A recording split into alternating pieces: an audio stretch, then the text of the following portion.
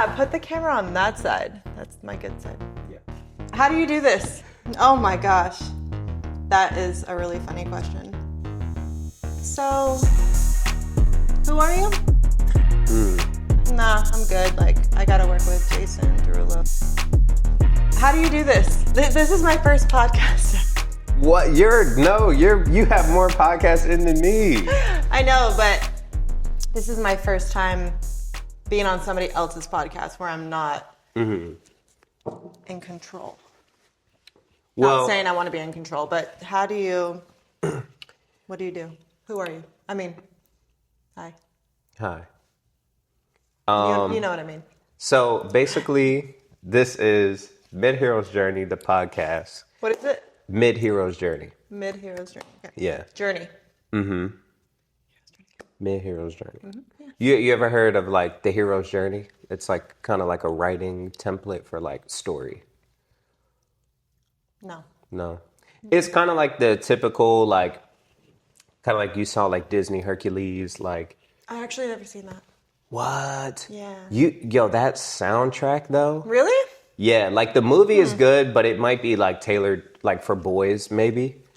But like the soundtrack. I think it is for boys. That's probably why I've never seen it. The soundtrack though is insane. They got like, it's like a gospel choir. Really? Yeah. Okay, I like but that. it's still like the Disney like big songs, but it's like a southern like gospel choir singing the song. Can I put really this good. behind my back? Or do you want this out? Yeah, you can do that. It's just such a deep couch. But yeah, I mean, I basically just wanted to kind of have This like is a zero platform. sugar? Right. This is good. Yeah. It's like Sprite.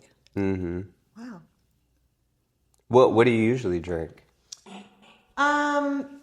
Poppies or okay. Ollipops. And they're like really low in calories, right? Yeah, and they're low sugar. I think it's like 5 grams or something. Okay. That's good that you like that. That's but really you good. drink those. And this one tastes more like Sprite. The Ollipops, it's kind of like it's like a probiotic, so you have to like get used to the weird taste at first, but then you're like, oh, this is actually pretty refreshing. You ever had those the ones in the jar? I forget what they're called. They're like gut probiotic. It made me think of that. It starts with a K. In the jar. Kombucha? Maybe, yeah. That's good for your gut. And they have like cider apple and like. Yeah, I'm not really a kombucha girl. Okay, more like the Olipop.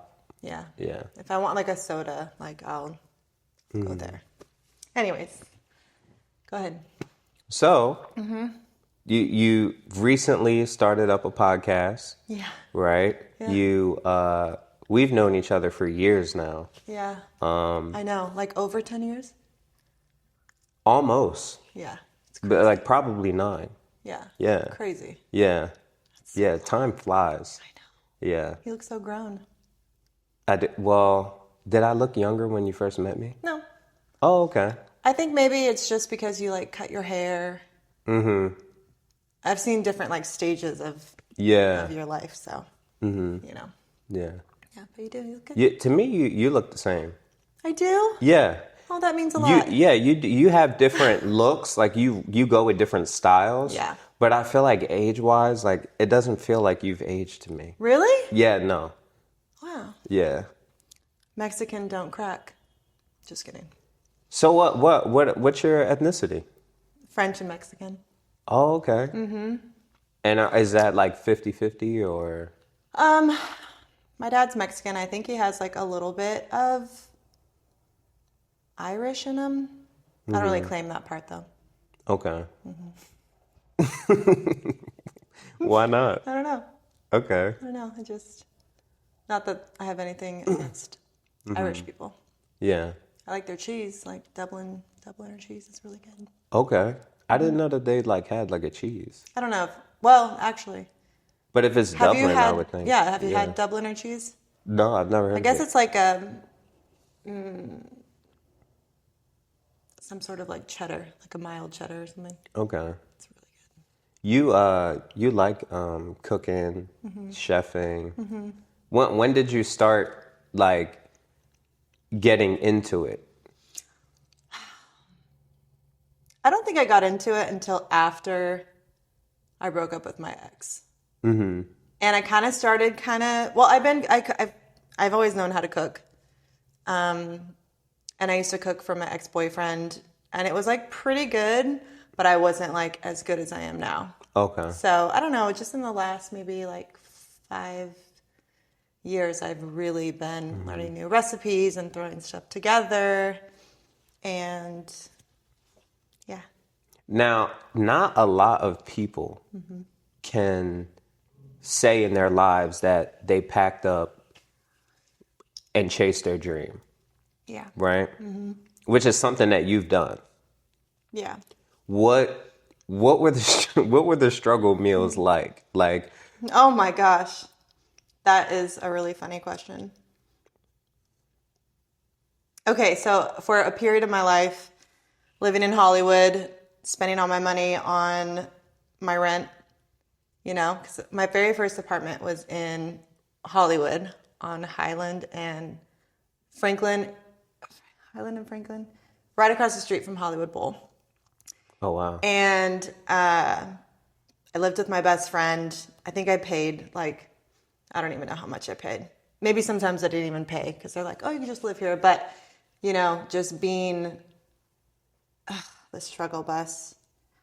I would have to say the one thing that I used to eat all the time was white rice and sriracha. Did you have a rice cooker? Or is it were you cooking on a pot? Like a microwave? No, I'm pretty new to a rice cooker, which I love a rice cooker. They really speed up the process, and you don't it comes out perfect every time. So, no rice cooker, just on the pan. Sometimes it would be watery, burnt, Yeah, rice is one of those ones where it's it's tricky. Yeah. You need a little bit too much water or not enough. I know. Goner. Mm-hmm. Yeah. What year were you in the thick of just coming to LA and trying to figure it out and work and What year? Oh gosh. I'm not sure if I know the year. I know I was 18. Okay. So that was, oh my gosh, that was 20 years ago. Wow. Mm-hmm. Yeah. So 20 years, so it was 2000, what year is it, 26? Yeah. It's 2006? Dang, no. I'm 38 now. Maybe 2007, maybe 2008 Okay. or something. Yeah, I can't do math.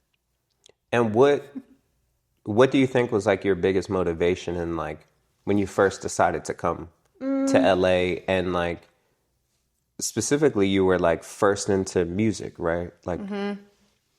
Yeah, I've been chasing music since I can remember, honestly. When I was 12 years old, I was in a girl group. We used to do. We weren't together that long because our parents, all the girls' parents, noticed that the producers were trying to sell us separately. Sell us, which kind of also made me feel kind of weird. But yeah, we used to, do little things at Redondo Beach. They have little, what are they called? Festival kind of things, little street stuff. But we were dancing at Millennium Dance Studio. Is that even still there? I think so. Okay. Yeah. I still see and that's people. in the Britney Spears days. So Britney was there, in sync, all of that was happening at the same time, which was pretty cool. So I was in the girl group, and then when I was 16, I created my own band, and I was too young to perform at the clubs and perform at the bars and the, Viper Room, Key Club, which I don't think is there anymore, Whiskey, all those places. But my mom was my manager, and she somehow got every club to let me come perform as the last performer. And she's like, you guys can just bring her on stage for 30 minutes or whatever, and then, walk her out, and she's not going to drink or anything. So somehow I got to perform at all these iconic places back in the day. And then it wasn't until I think I was like 19, after I moved here, that a manager hunted me down. And he was my very first manager, and he was like, you have major potential. And he's like, have you ever thought about songwriting? I'm like, oh, well, I actually just started songwriting with other people. I started co-writing probably when I was like 17, 18 in Nashville. And then, I kind of just like took off from there. Now, I want to backtrack a little bit just to make sure. Okay. Mel, when you said sell, yeah. Are you saying like as separate acts? Yeah. Or are you talking Epstein? Like, I don't know. Okay. I'm not sure. Okay. So for me, I'm saying sell us separately, individually as artists. Okay. Yeah. But my mom and my best friend's mom, who was in the group with me, tell us till this day that they had weird vibes from the producers and the guys that were running it. So could it have been Epstein? Epstein, finagle us into the whole world of that. All that's finally coming out. But it's definitely possible. Yeah. Mm-hmm. Yeah. Yeah. Well, I'm glad you dodged that bullet if that might have been what it was. Yeah. Yeah. So you got to work with the manager and they saw potential. Yeah. And he hunted me down too. I was really good at ghosting people for a long time, men. And then this man who wanted to get a hold of me, he, emailed me. I don't even know. I want to say like MySpace was a thing still, kind of. Like he was trying at different angles, just trying to get a hold of me somehow. Tons of emails, word of mouth sometimes. And I think it took him like 3 months until I was in a session with somebody and I had gotten another email. And I was like, oh my gosh, this guy like won't leave me alone. And he's like, well, who is it? I'm like, oh, his name's Gary Bowen. He like wants to meet me or something. He's like a manager. And he's like, oh, Gary works with a lot of people. Like he's like pretty well known. And I was like, really? So I took the meeting. I forgot the company that he was at first, but his office, we met at the top office, like in the, top of the building. And, I kind of just walked in. It was like this huge room.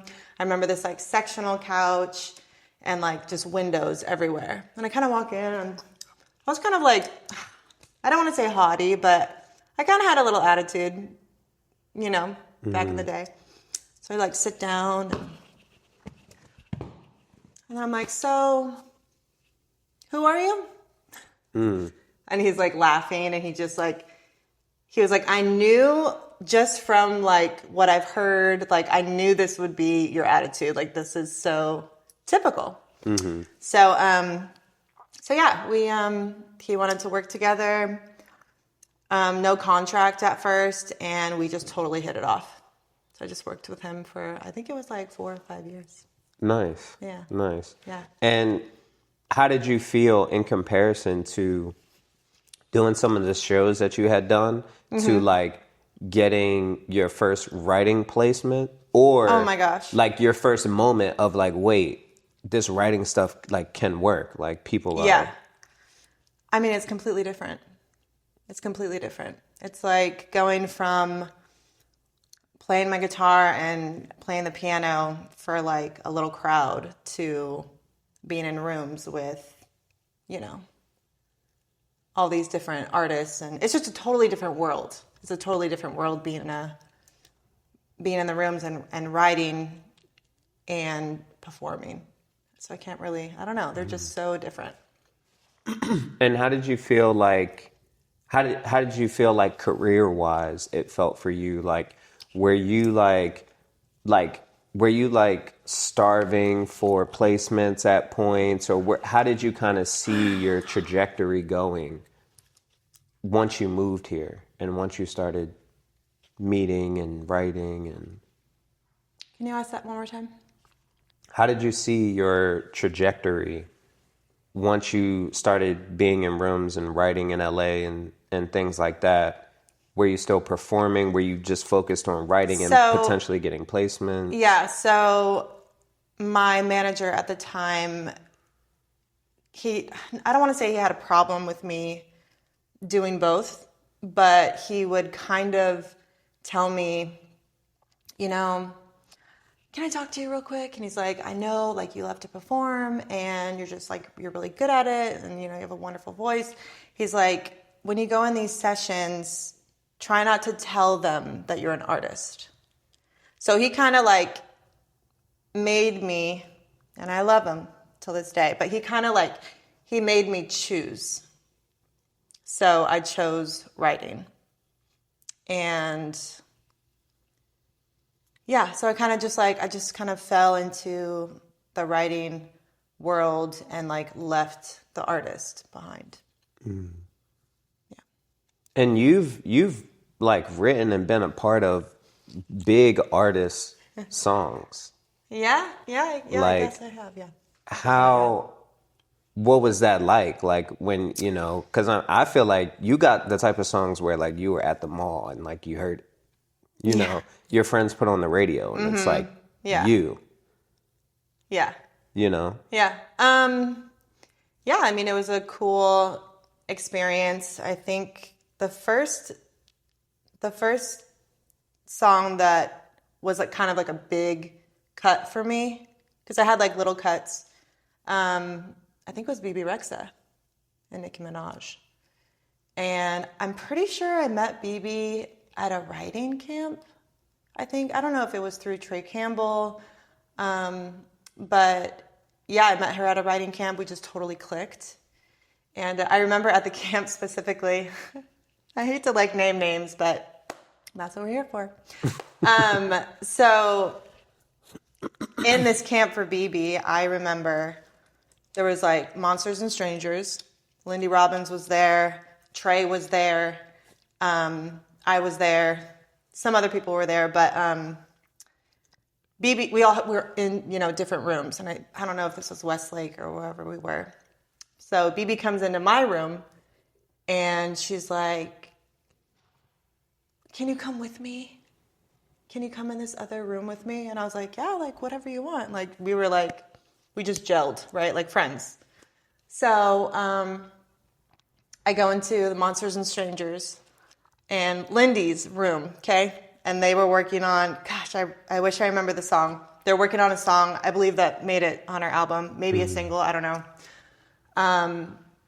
And Lindy was not having it. So she kicked me out. She kicked me out of the room. She's like, yeah, this session is, you know, full. We don't need you. And BB was like, I don't know if what she was going through at the time, but she like didn't emotionally, like she needed like someone to be there with her. So I was like, oh, okay. So I got kicked out of that session and it made me feel really terrible. I remember feeling like I had like a pit in my stomach. I was just like, you know, I just felt stupid. I've never had a big hit before. You know, Lindy Robbins has like all this stuff going on, Monsters and Strangers. And it made me feel really dumb at the time. But in the other room, we were working on Atmosphere, which was one of my favorite BB songs that was on her album. And then I got the first single, and that made me feel better. Nice. Yeah.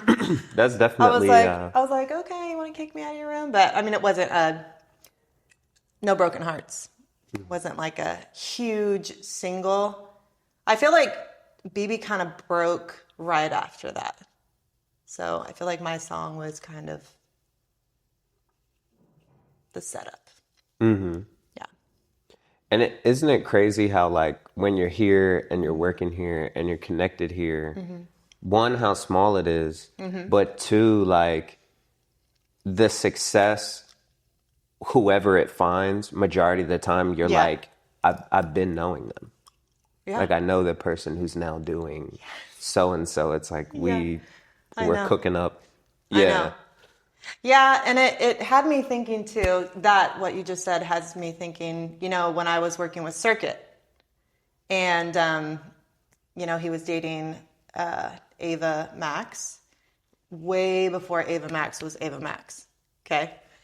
And it's funny because I went through a time in my career where sometimes when people didn't have the status, I would maybe give them a little chance. And then I'm like, nah, I'm good. Like, I got to work with Jason Derulo or whatever, right?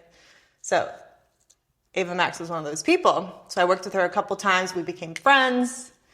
And in my head, I was like, oh, like, it's not really my thing. Like, I don't really think, whatever. And then, boom, huge artist. And what do you think, like, what do you think about that? Like, do you think, like, it really just comes down to the timing of, I'm getting paid, so I'll do this, versus, like, I'll do this, but I'm not really happy doing this, but I'm not getting paid, so it's like... That's really hard, especially for me because I am a singer like you're artist, right? So I did want to be doing things that I loved and that spoke to me. So, but if the money was there, yeah, I'd pull up. I'd pull up. Give me that cash, baby. Mm-hmm. Which was very, how do you say it? Far, few in between or whatever. Sometimes, most of the time we didn't get paid at all. We're just like, oh, come work for free. You're going to be on the radio. And you spend like 9 months. Hard work. Yeah. But it's fun. Did you ever have like a pocket where you had like a different type of lifestyle that you were living? Maybe it was like through money of like a check of like a song or royalties, or even like some kind of advance where you just dabbled into like a different lifestyle? I always spent my money. So like as soon as you got it, you're just like, I got money. I'm like paying for my friends. We're going out to the club. I'm buying bottle service, like whatever. Just in my pocket and then now, out of my pocket. Have you experienced LA nightlife since COVID? Since COVID, yeah. And so how would you grade what's happened with LA nightlife? Like since you got here to like where it's at relatively now? Well, gosh. I haven't gone out in LA since like 2024, I guess. So I'm not sure if I would know how it is like now, but after COVID, I don't know. I don't know if I have an opinion on that. I'm not sure. Yeah. I don't know, because honestly, half of me thinks that when COVID happened, the partying didn't even stop. Like, I feel like people still did things. So I don't know. You would know more than me, because I don't go out that much, nightlife. But I used to. Yeah. Yeah. And were you doing like One Oak, like Bootsy, Poppy? Yep. What was the thing on Sundays? It was like a pool party. It was like every Sunday. Pool party. Penthouse, was it? Is it Penthouse? Penthouse has a pool? It was like a day party that happened every Sunday that people used to. That's a good question. The pool party. I don't know. I used to smoke a lot of weed, so my brain, I don't remember a lot of stuff. It's just crazy. Yeah. I do know that there was one downtown, but that was way, way when I was like 18, 19 years old at the Standard. Okay. Yeah. That sounds familiar. Yeah. That was like a long time ago. Yeah. So what would you say you've like replaced that with now? If you had to say like, how you would spend the evening. How do I spend the evening? Evening, or even like an evening that's maybe like a bit more fun, like.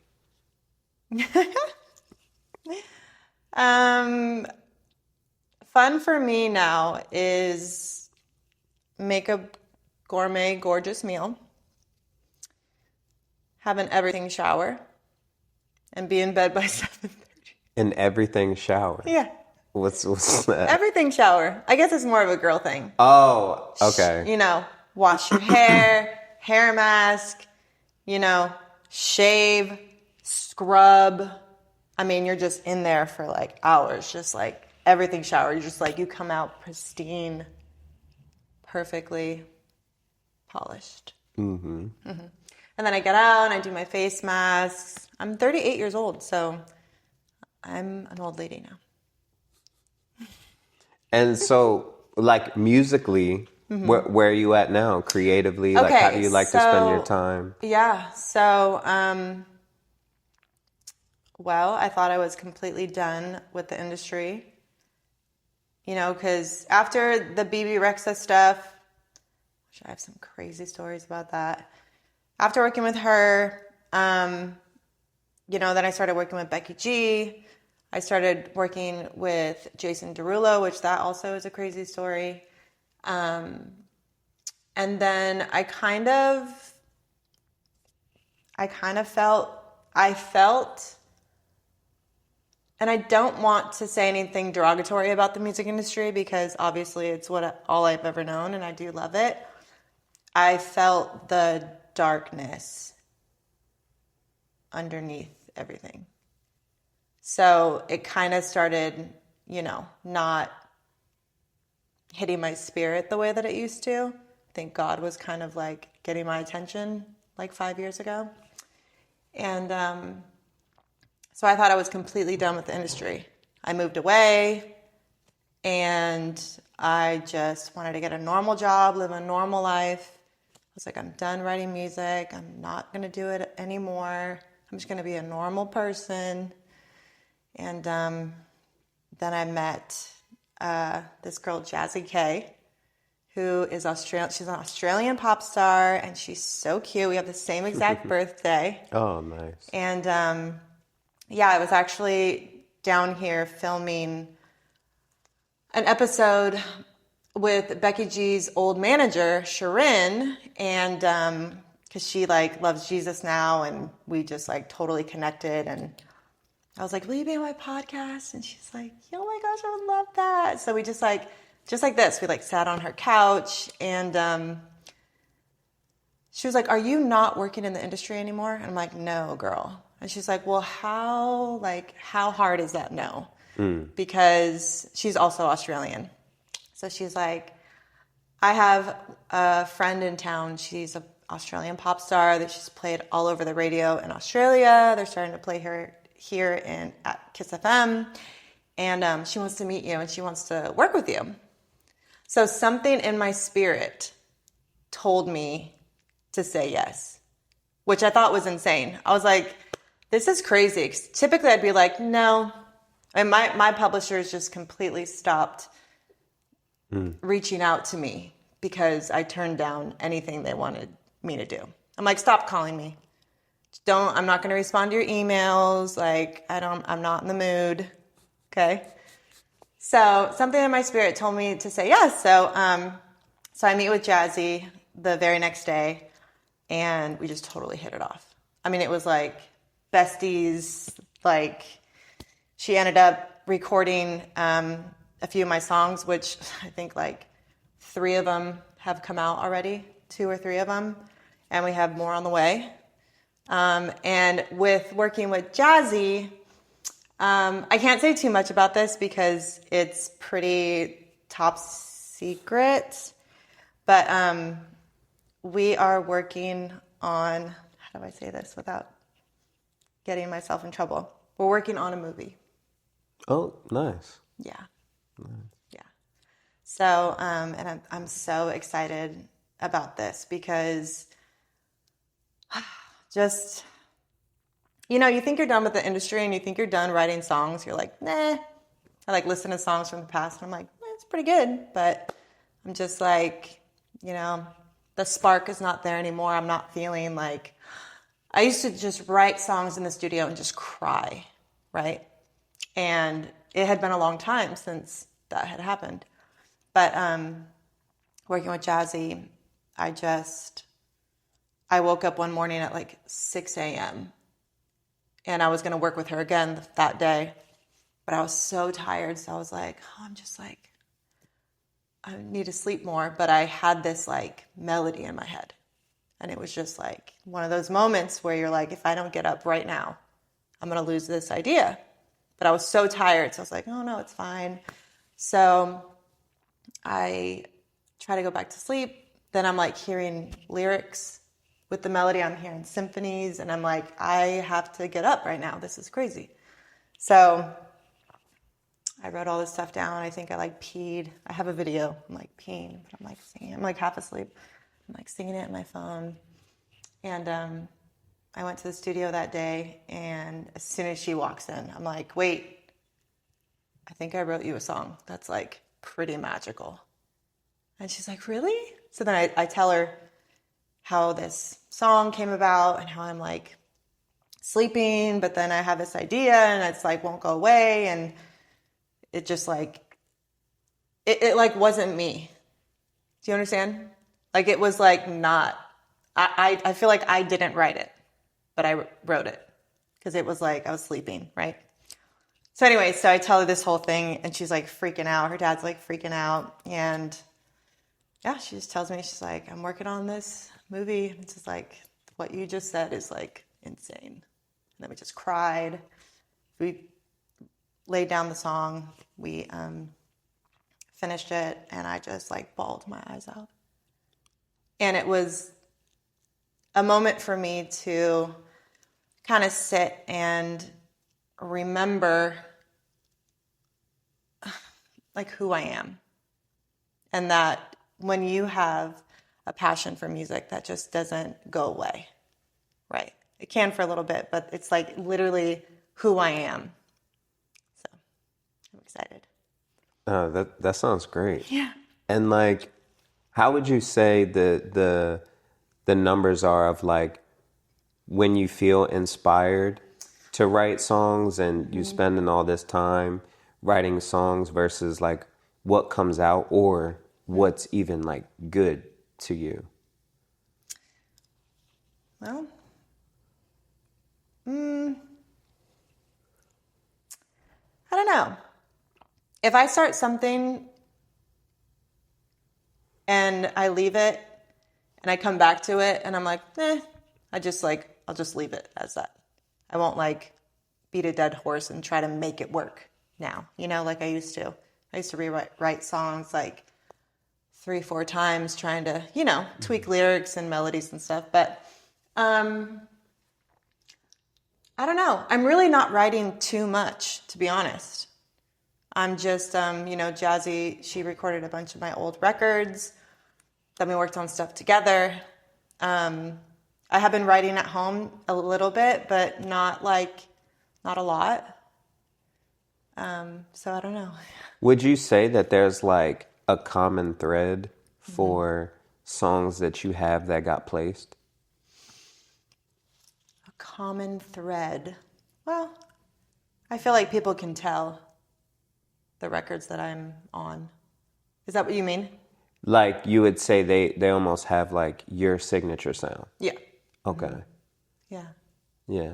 Because I feel like there's a lot of people who would love to have done some of the things that you've done and like get into writing. And it's like,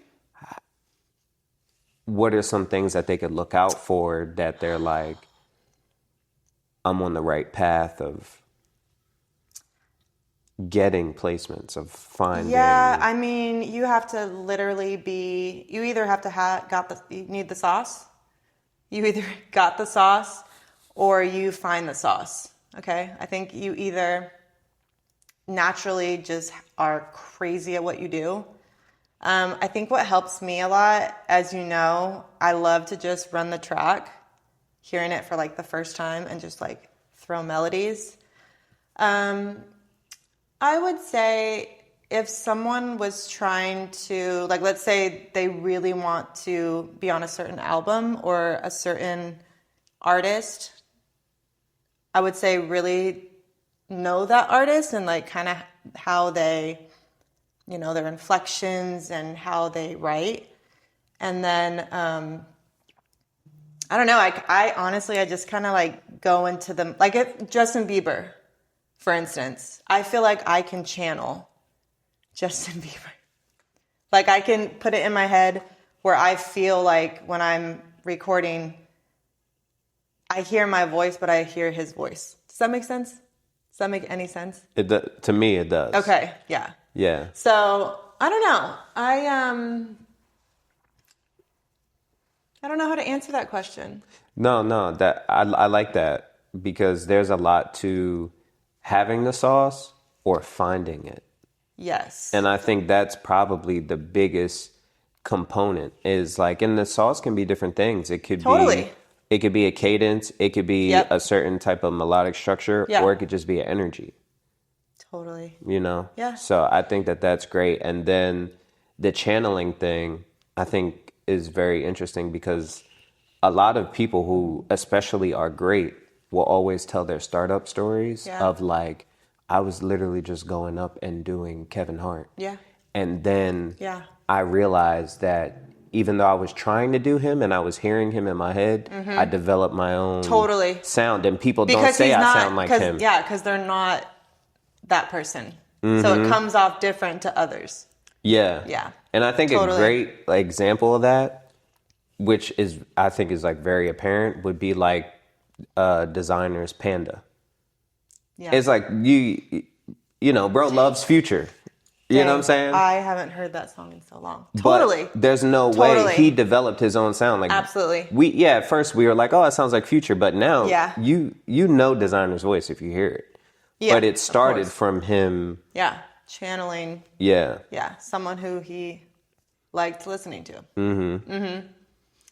Yeah. I think it's, and it's also just like trying new things. Like one thing that I hated to do when people would be like, oh, can you like talk over this part? I'm like, no. I'm like, I'm not the talker. Okay. Like I can't do it. I feel uncomfortable doing it.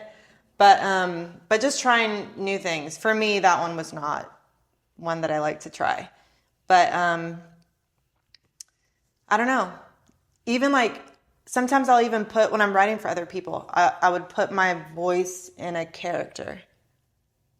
Like if I wanted to like do something like soft and like girly, or, you know, I could sing like country, like whatever, like even let's say you had like a hip hop track, right? Or like a R&B track. Even to get you out of your own head, sometimes like if it was like this beautiful R&B, like maybe try something completely opposite. Just to see what comes out, you know. I don't know. Those are my little tidbits.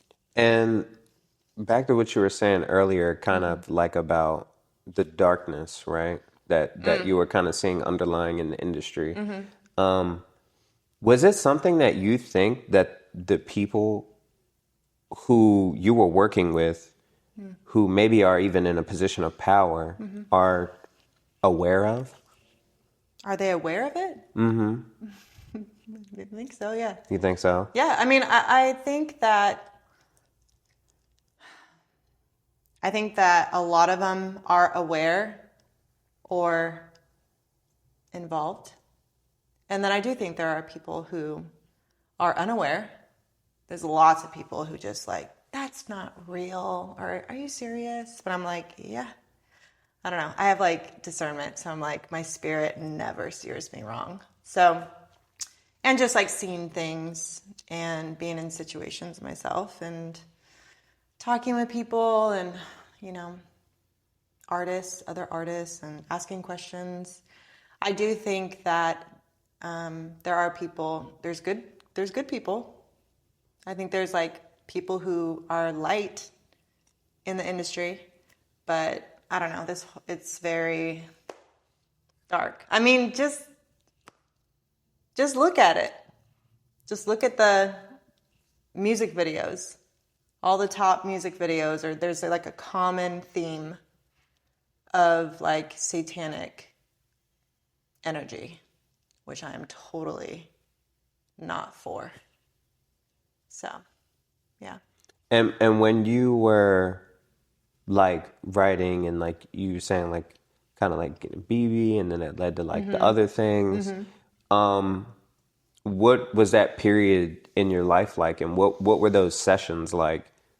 Oh man, they were crazy. Were they always with the artist, or? I did do a lot of artist sessions. I worked with BB a lot. I remember when we wrote No Broken Hearts, it was with the Invisible Men, and there was like 2 or 3 guys there, and then just me and BB. And I had just bought my Camaro. Rest in peace. I don't have it anymore. I had just bought my Camaro, and the studio that we were working at, this is just a funny story. There was like a really steep hill, okay? So I like came down in my car, and I like parked it, right? So we're in there. They show us this track, and we're like, this is the track. Like, we're doing this. And I'm just an honest person, so I'm just going to say it. So I had just bought my car, okay? And I like got the SS, blacked out, blah, blah, blah. So it was like 50 grand, which was like, that's not like super cheap, but it's also like not a lot. But so I'm all super proud of my car or whatever. And somebody needed to get out. So BB's like, they need to move your car. Like, give your keys to my mom. And like, we were all drinking wine. Like, her mom was, we were all just like having a good time. And I was like, not comfortable. I was like, that's okay. Like, I'll go do it. And she's like, oh my gosh, relax. She's not going to crash your Honda. And I was like, first of all, it's a Camaro. Anyway, so, but yeah, it was fun working with her. We worked a lot together. And then I worked with Jason a bunch. Love Jason Derulo. Yeah. I was smoking a lot of weed. I was drinking a lot. Sometimes I can hold it together. Sometimes I couldn't hold it together. Like, I just remember one time at Jason's where I was on the floor, just like cross-faded. I was so embarrassed. And he was like, he was like, no, it's fine. Like, I'm just going to put you in this other room. And like, I was like in a dark room, like on the floor. But this is so embarrassing, but I'm just going to say it. I like had to pee. So I went to his restroom and he had no toilet paper. So I opened the cabinet thingy, and the only thing in there was Clorox wipes that you clean with. So I used that. Isn't that disgusting? So bad for you. I mean, it sounds clean to me. No, Very not. clean. No, it's sterile. No, it's not good. It's not good for you. Anyways, but like the Doja Cat and Lil Wayne record that I did, Shimmy, I wasn't in the studio with them. Jason, I was in the studio. I worked with Becky G a lot. Ava Max. Yeah. I mean, the sessions, they're always fun. I don't think I was ever in a session with an artist that I didn't like. It was always pleasant. It was always fun. Yeah. But, I did have a lot of sessions where the artist wasn't there. And I think I almost prefer that because I'm a little bit more free with, when you're in with an artist, you're just like, what can I do to like, you're trying to like do your best, right? So I think it kind of like, I don't know. Do you find that being like a writer, I feel like a lot of times people are like, it's either a producer or somebody has a studio and they want you to come write. And so being, especially without an artist being there, it's like they're essentially serving you, Yeah. right? Do you miss like those vibes, or like what's like your perfect studio situation? I love Studio A at Paramount. Love Studio A. That's a good one. Do you like the cookies? Yeah, the best cookies. That's what I'm I saying. know, they're the best. My like dream, like totally dream scenario of me in the studio is one of the big rooms. Not just an engineer who does like beats. Like I don't want to be in a room with a man who doesn't know how to put the sauce on my microphone. So for me, I need the sauciest microphone. So if the engineer can do it, I'm happy. But most of the, a lot of the times, the microphone's not that good. So it's hard for me to get into it. But I like big studio, saucy mic, artist comes in later. Here's the record. That's probably my dream. And then they love it, and then they put it out. That's my dream scenario. Yeah. And would you say, I feel like now, well, you've been doing kind of like wine thing. So it's like, are you more leaning towards like, maybe you have some wine? Like, is it like a late block? Like, is it early in the day, daytime? I've done a lot of the late night sessions. I hate them. I used to like them. Back in the day, but it's funny. I feel like I've like completely switched, because I used to only love doing night sessions, and then now, because I like to be in bed at like 7:30 watching a movie. Okay. Everything shower. Okay. I would rather work in the daytime, like 1:00. But I don't know. I've done a lot of, I was so burnt out when I decided to like leave the industry 5 years ago. I was so burned out because I was doing like multiple sessions a day, just different genres, different artists. I started working on Sundays again in the studio, and I just like had nothing else to write about. Just like I have nothing else to say. I loved working with you. Thank you. Yeah, that was always fun. If you could talk to your younger self when they first got to LA, is there anything particular you would want to tell them? Run.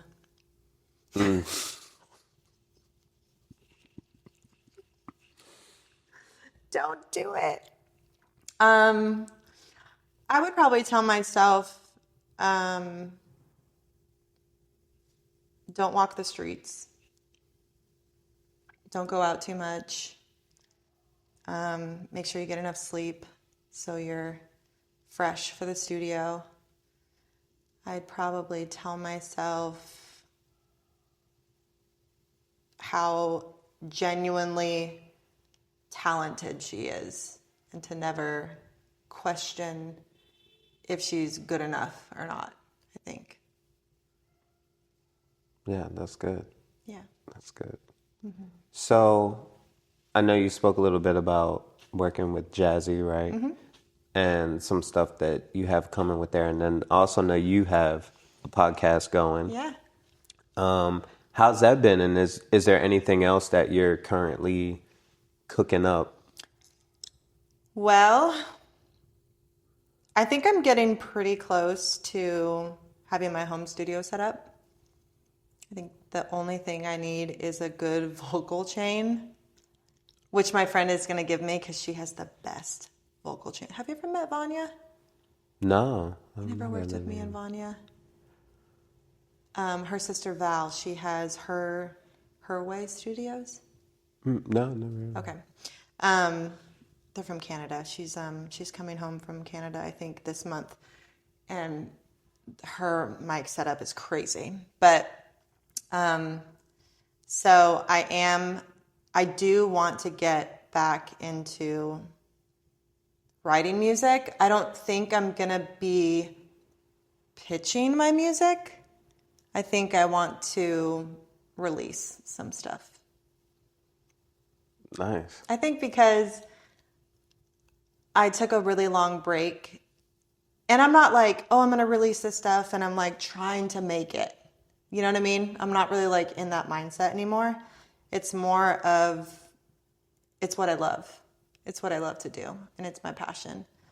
So, yeah, so I'm working on that. I have like, I bought a Apollo. I got a new laptop. I got the mics. I got, all the things that I need. So working on my podcast. I do it weekly. How often do you do these? Just about weekly. Okay, yeah. Yeah. Yeah, so yeah, do mine weekly, which takes up some time. But honestly, I'm like, I want to say I'm in my healing journey, but I feel like that's so played out. I feel like I am healed. I think I had a lot of healing to do, and I think that's why God like moved me out of LA and onto a 10-acre property where there's literally nothing but like the quietness and myself, which is so nice.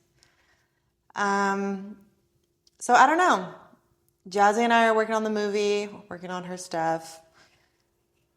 If I met another artist who I absolutely loved and I wanted to work on their project, I don't think I would be opposed to that. But I think right now I'm just like, I'm really enjoying my quiet life. Just kind of spending time with Jesus. I sing at my church sometimes. I've been playing guitar and piano again, which has been really nice because I haven't been playing in so long. But yeah, I don't really know what's on the horizon, and I think that's the exciting part of just kind of taking things day by day. But yeah, I don't know. That's good. That sounds good. Yeah. I have one more thing to ask you, but I'm like, I already know how you're gonna answer. Oh gosh. But Okay. just in case, I mean, should we even talk about LA dating? Your synopsis, should we? Oh boy. We could talk about it. Was there? Do you think there's any benefits of Dating out here? Yeah. No. None. No. Yeah. I mean, you got married. Yeah. You found a good woman and she found you. It's rare though. I mean, out here, my dating history is pretty thick. It's pretty thick. It's kind of embarrassing actually. Yeah, dating. Very interesting. When I lived out here and growing up out here, I used to get asked on dates quite often, just being out, but also a lot of DMs. A lot of DMs. And I say that because my phone is so dry nowadays. Like the past 5 years, my phone is like dry. When I tell you dry, I mean no DM. I mean, I think it's because I took all my like thirst traps off my Instagram. That probably was attracting the men. But yeah, I do have a funny dating story. Of like, what was happening? So I got a DM from Tyson Beckford. Do you know who that is? I know the name. Okay. He's like the model guy. He was he did like iconic cameos in music videos. Toxic, Britney Spears. He was in Unbreak My Heart with Toni Braxton. Like iconic, like the songs that I used to love. Anyway, so I don't really think he's attractive, but the fact that he was in those music videos, I was like intrigued. But yeah, he hit me in the DM and he's like, when can I meet you? And I was like, tomorrow, I guess. And he's like, I'm in Vegas. And he's like, I'll fly you out. And I just like flew out there the next day. And yeah, somebody thought he was Tyrese. And he was like, no, like, that's not me. I was like, oh, you guys kind of look similar, yeah. But, yeah, it was just funny. The DMs are just like, it's a dangerous place. Mm-hmm. It's a dangerous place. But yeah, dating in LA. I don't think I would do it again. It was fun, but I don't know. They're always dating like 20 other girls. And as I get older, that's less fun for me. I think it used to be like a game for me. But, so I didn't mind, if like the guy that I was going out with had like other girls on the side. I just like didn't care in my younger self. But yeah, saying yes to Tyson Beckford just because of his like status is so embarrassing. Just like, you're an auditor. Sorry, I shouldn't say that. Do you feel like you would trade now that you've had farm life? Mm-hmm. Like, where do you see yourself like setting up? Would it want to be something like that? Being out in at my brother's house this past week, or I'm going to be here for a week, where I grew up in Chino, like Chino Hills area. I really love it down there.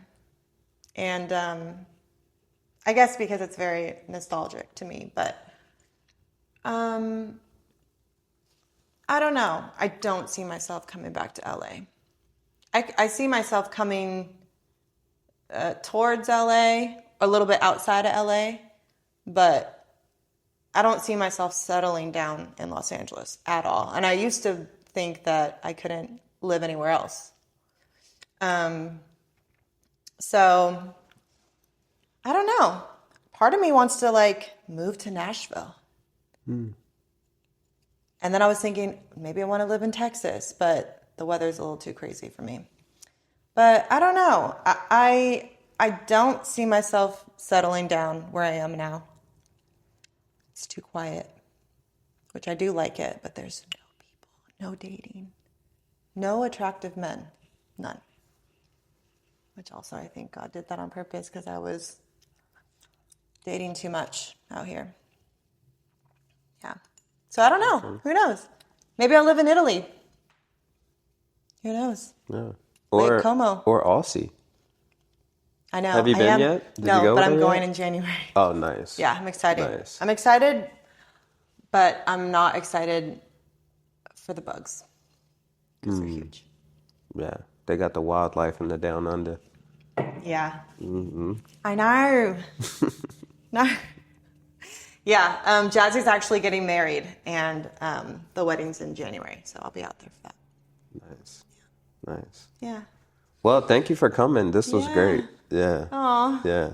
Thank you. This is so crazy to talk about all that music stuff because I don't really talk about it much. Mm. Mm-hmm. Yeah, no, it's some good stuff, and I definitely think that there's a lot of like experience and knowledge that people can pick up. Yeah. From I hope I wasn't like dogging it too much because it is wonderful to be in the industry. It was fun and it was rewarding, and so if you have a passion